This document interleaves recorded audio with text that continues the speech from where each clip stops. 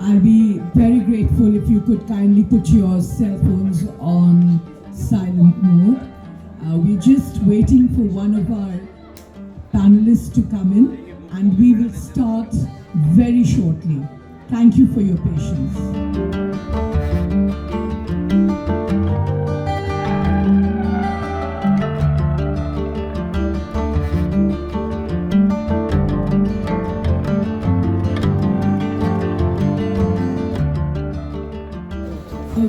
Very good evening, ladies and gentlemen, and distinguished guests, friends in the media. On behalf of Starmark, Rupa Publications, and AHAVA Communications, a very warm welcome to the launch of a brilliant crime thriller, DEVI, written by illustrious writer Prasun Roy.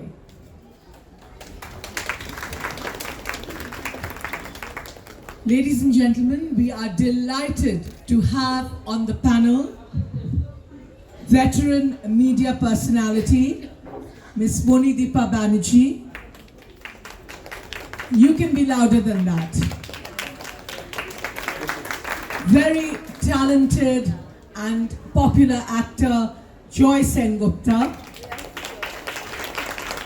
Noted educationist, Ms Shakuntala Datta. Popular writer and theatre personality, Ms Baisali Chatterjee Dutt. Our author, Prasun Roy. And the very eminent founder of Open Doors and an events veteran, Ms Oindrilla Dutt, who will be moderating the session. Can you give them a big round of applause, ladies and gentlemen? Thank you. I now request Prasun to come and say a few words.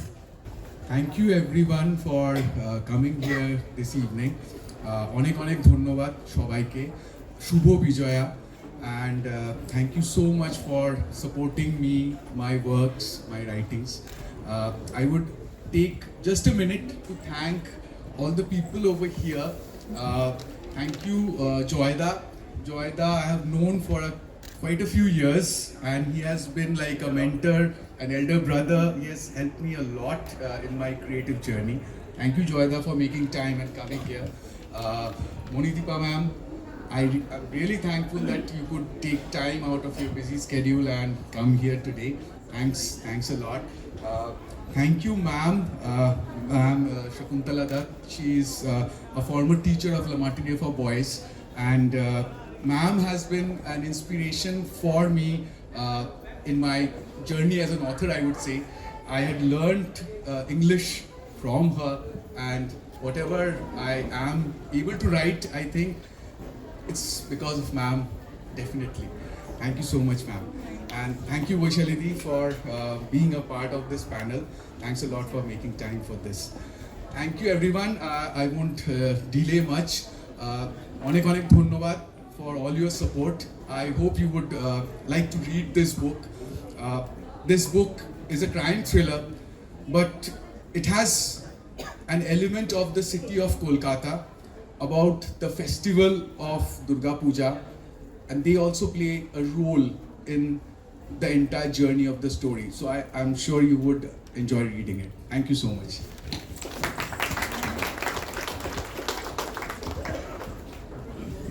Ladies and gentlemen, I will now ask Prasun's lovely children to felicitate the panelists. We start with Monideepa Di.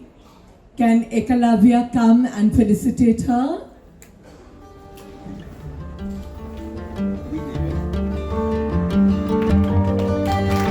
Thank you so much, ladies and gentlemen.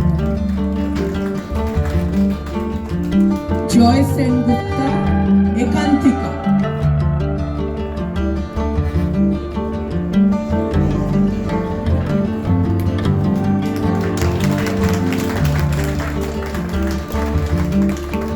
Shakuntala Datta,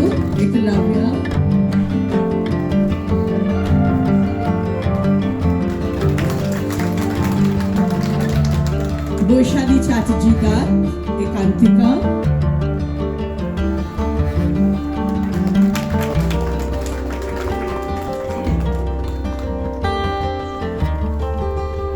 Oindrilla Ekalavya.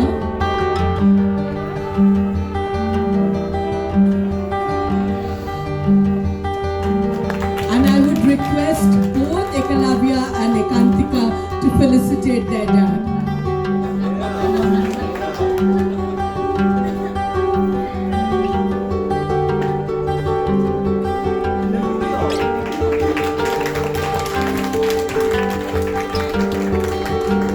Ladies and gentlemen, the moment has now arrived.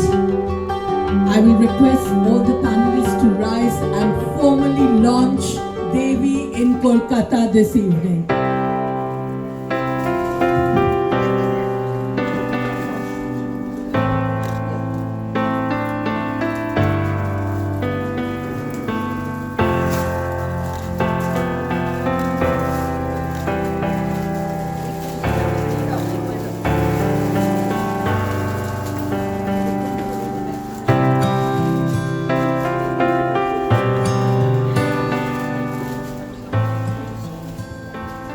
Ladies and gentlemen, please put your hands together to congratulate Prasun on this brilliant crime thriller.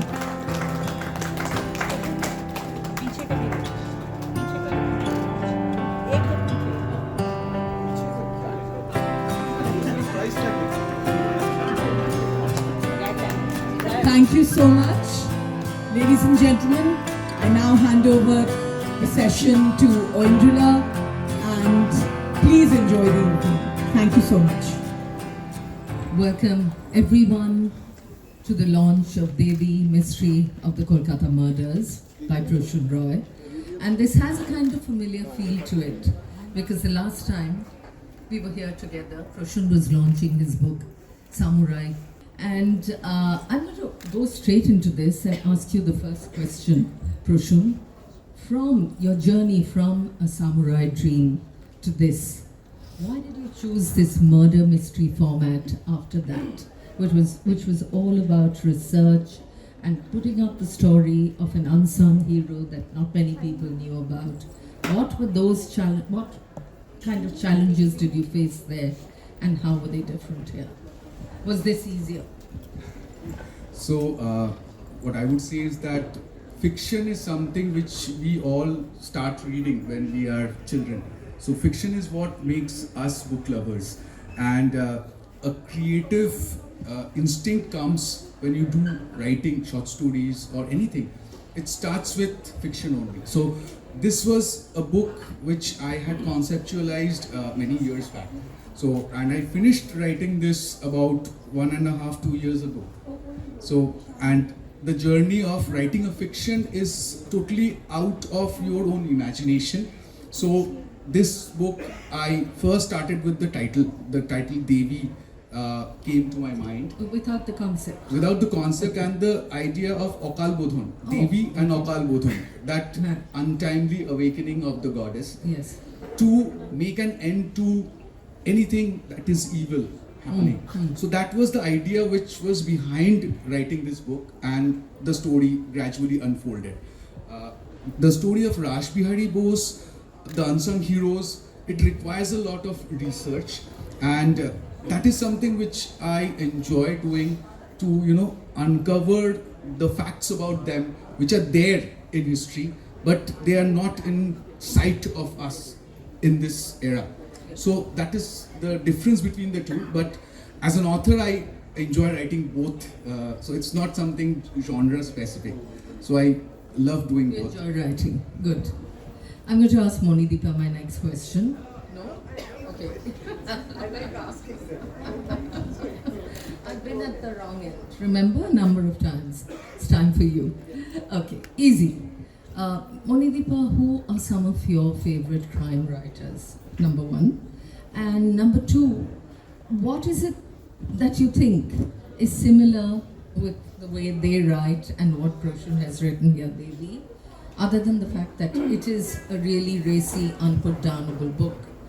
And what do you think is dissimilar? You like something, this is not like that, but Okay, I'm going to tell you that every night for the last many nights, I've been going to sleep with Hercule Poirot. So he's definitely one of my old and most favorite detective personalities, and Agatha Christie definitely one of my most favorite writers.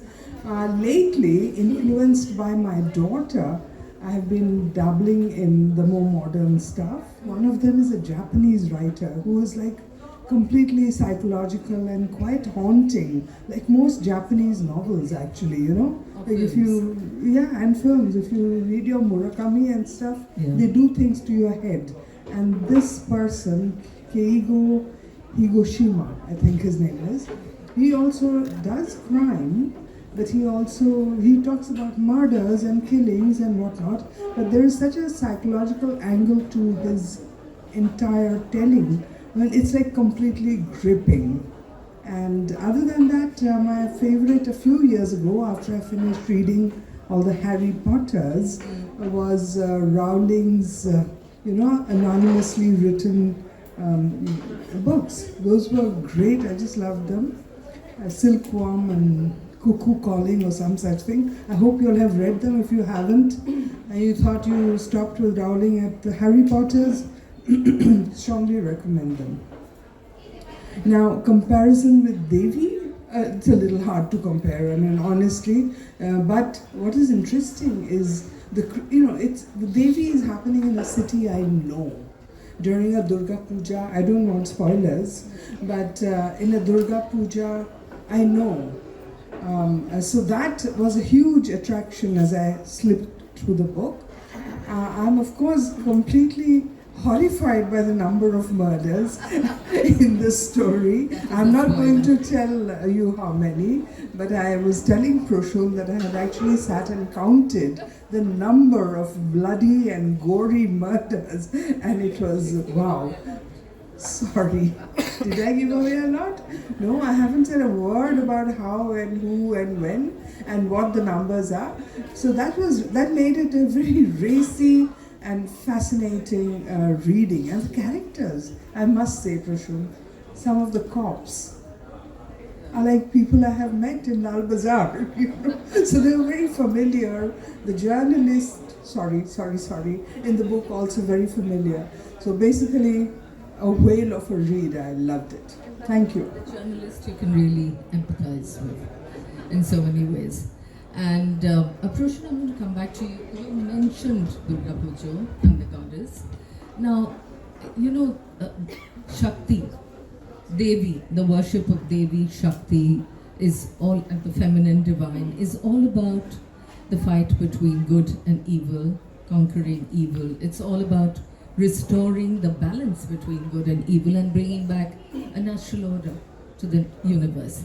So is that what made you choose this as a device in your book?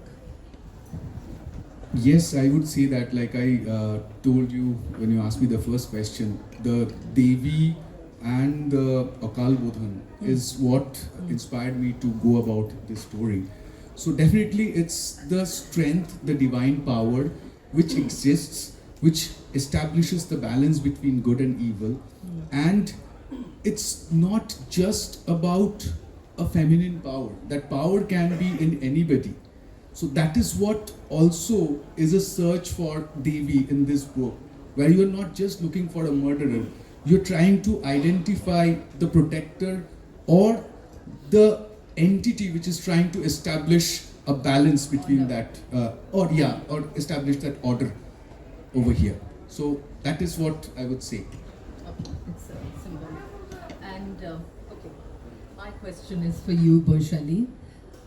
There are various shades in this book: black, white, grey, etc. People are very frequently not what you think they are, and I think that also makes it easy for people to identify with them. So, I mean, what could you find in this book? Who are some of the characters who really made an impact on you because of their dichotomy, their multifaceted traits, personality? I think the entire police force actually, I mean, like, made quite a strong impression on me, because I do have to say one thing though, that thanks to all the movies that we watch nowadays and the books that we read nowadays, we know that the days of characters being totally black and totally white are far gone. And so you kind of expect that, okay, people may turn out to be not what you think they not how they're presenting themselves right now. So you're always looking for those clues, like, okay, who could it be and what is his or her secrets? You're always looking for that, and you do that brilliantly over here.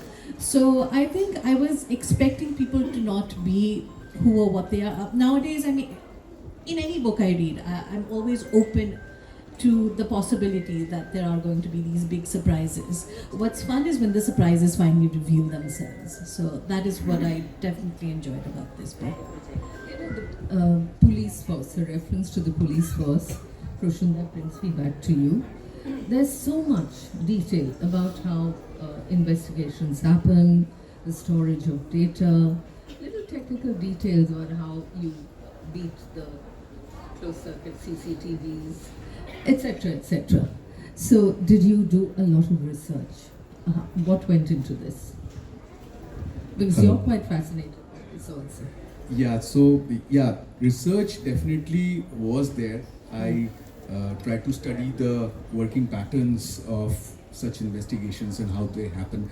And I was lucky enough to know quite a few people who are actually who belong to the police department, who were ex-cops, who had worked closely in such cases. So their experiences also gave me, you know, an idea of how a proper actual investigation happens, not just like what we see in a, you know, imaginative way.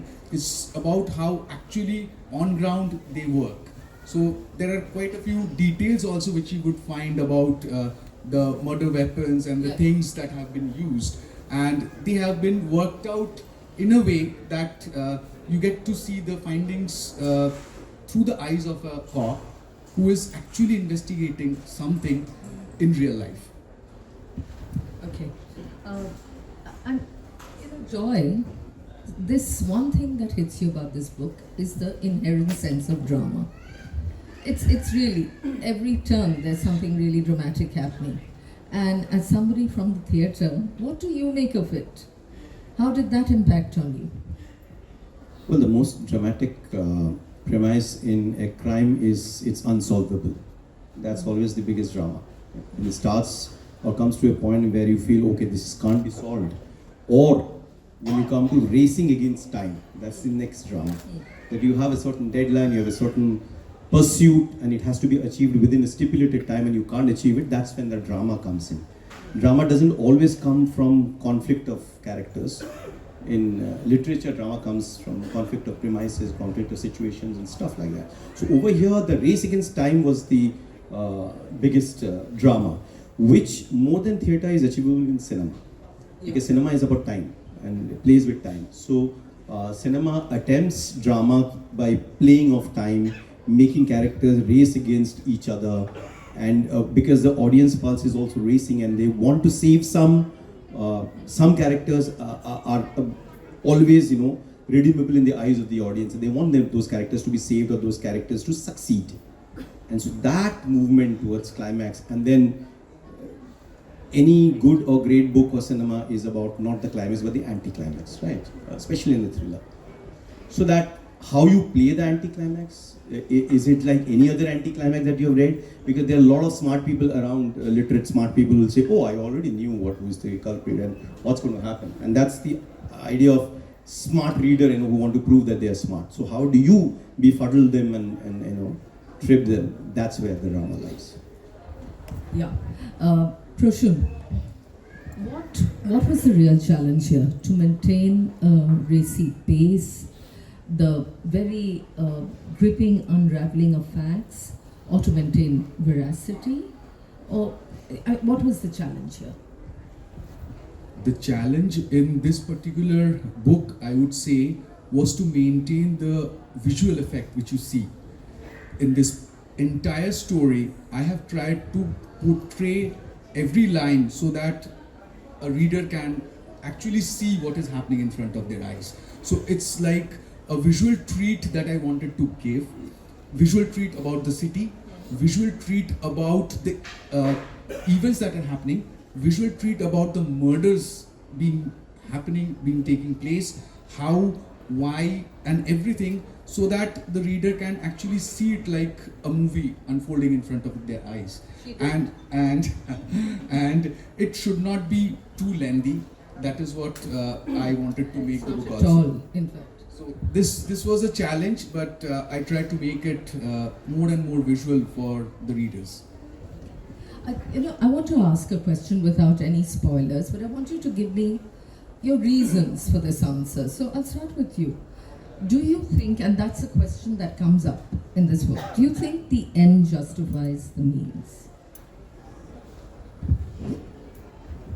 Many writers say, and rightfully, that they allow the characters to take the story forward. They say that my characters are free, independent and strong, and they will lead the action.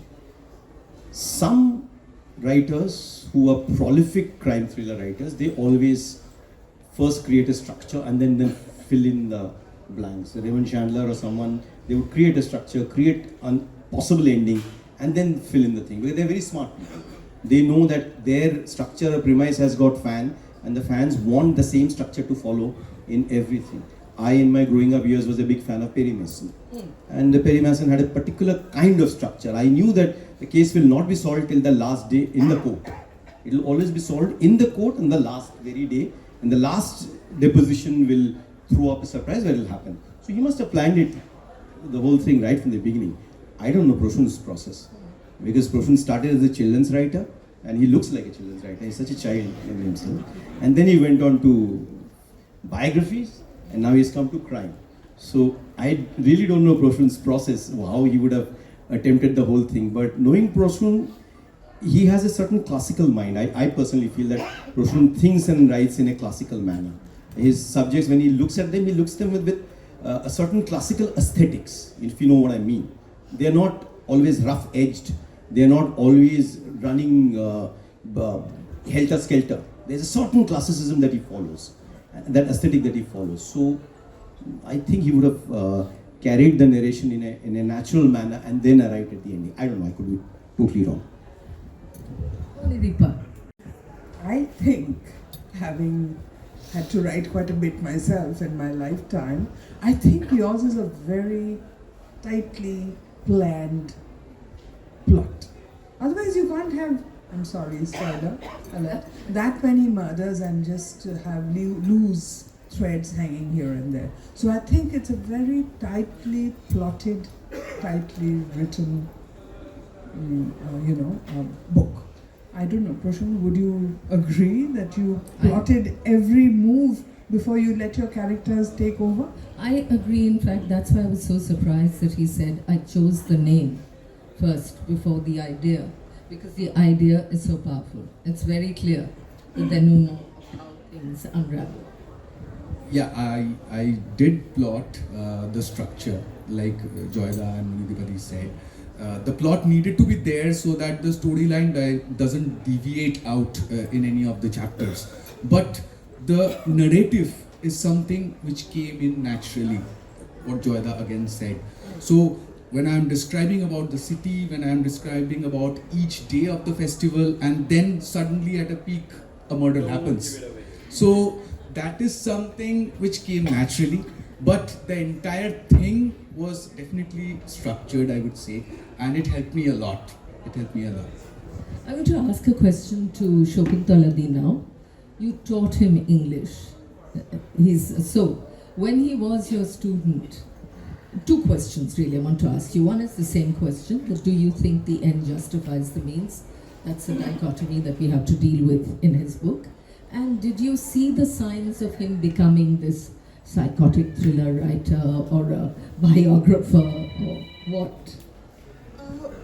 Well, potentially, most of the boys, when they write, surprisingly, they're extremely creative. I mean, it's a great effort to get them to write, because they make all kinds of excuses not to.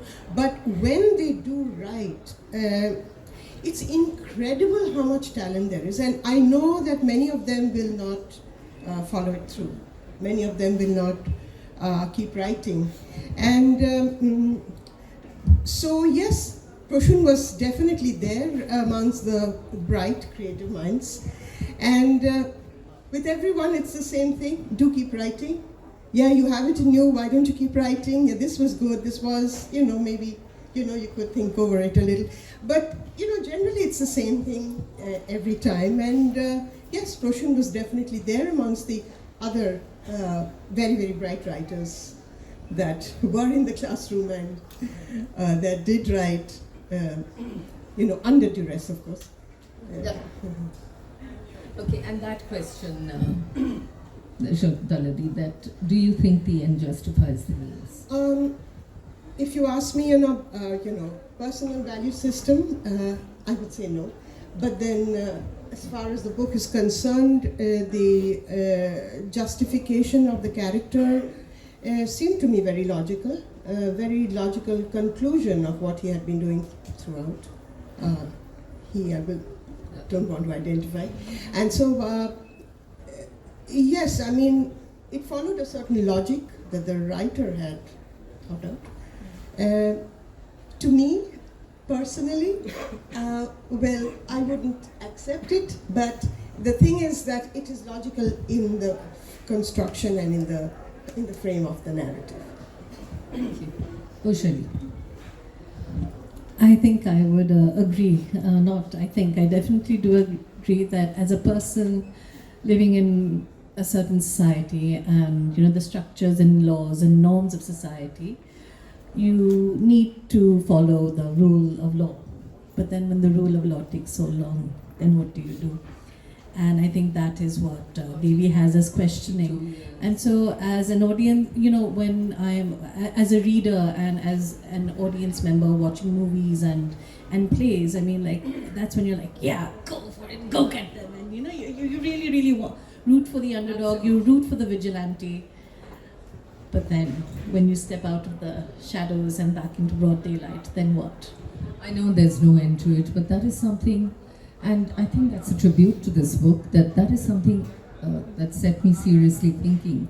How often do we think that, look at these blatant criminals? How often do we think that, why doesn't somebody just wipe them off the face of the earth? And there's such a satisfying feeling to that, but then you come back to reality and think we can't do that. It'll be like some carnival of blood and mayhem if you do. But yes, there is a certain amount of satisfaction that justice should be done. Okay, Prasun, I'm not going to ask you about this now. I want to ask you, who is your favorite crime writer? Did anyone influence you? Did you think that if you want to write, you want to be tight like somebody, or as exciting, or maybe leave things dark and mysterious? Or did you think along those lines? Who are your favorites anyway? Yeah. So I had grown up reading Sherlock Holmes. So Sherlock Holmes, Hercule Poirot, definitely my favorite characters, I would say. I had read recently Edgar Allan Poe. His works have a certain psychological effect to the stories. So that is there definitely. And being somebody from Kolkata, from Bengal, my all-time favorite had been always stories of Feluda, I would say. So even when you read a Feluda, it's like a travelogue. You get to see the city or the place where the crime is taking place. So that also had a very visual effect. So those stories also gave me an inspiration to write something which would be visually very, very attractive. So that's my answer to you, Miss. In fact, I just want to read a short paragraph.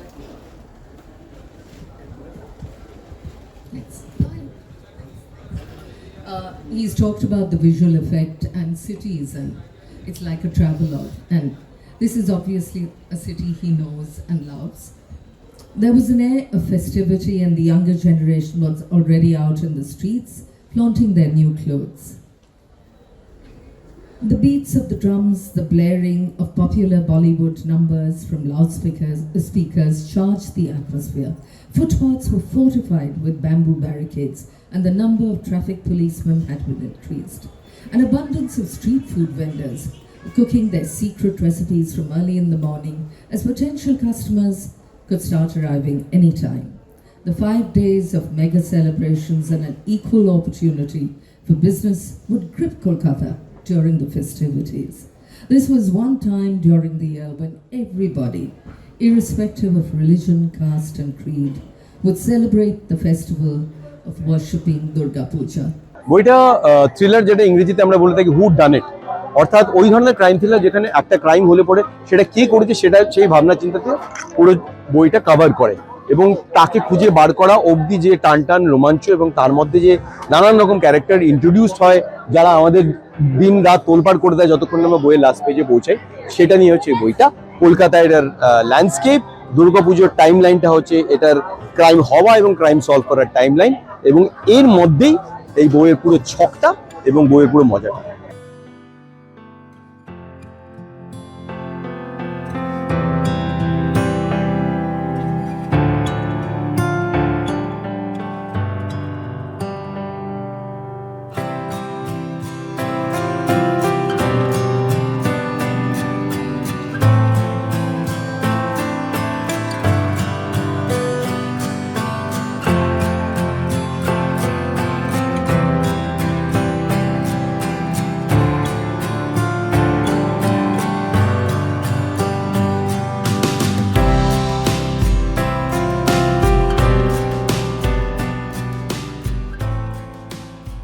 This book is a crime thriller, but it has an element of the city of Kolkata.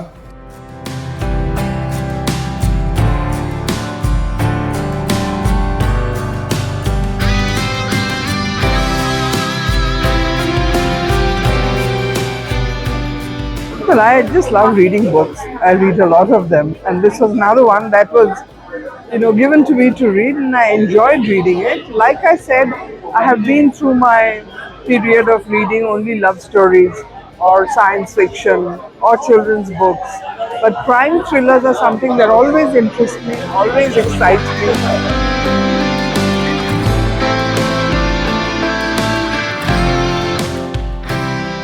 And I wish him the very best in this very creative journey.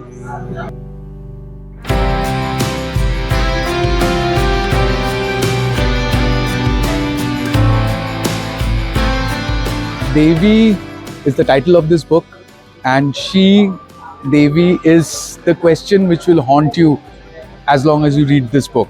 So the main hero of this particular book is the question that who is she, which you asked. So Devi, you have to read through the chapters, you have to visualize every day of the festival.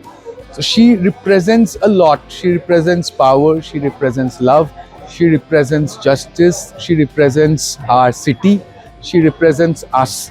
So Devi is all and one, and that is the question, again I would say, which you get to see when you read this book.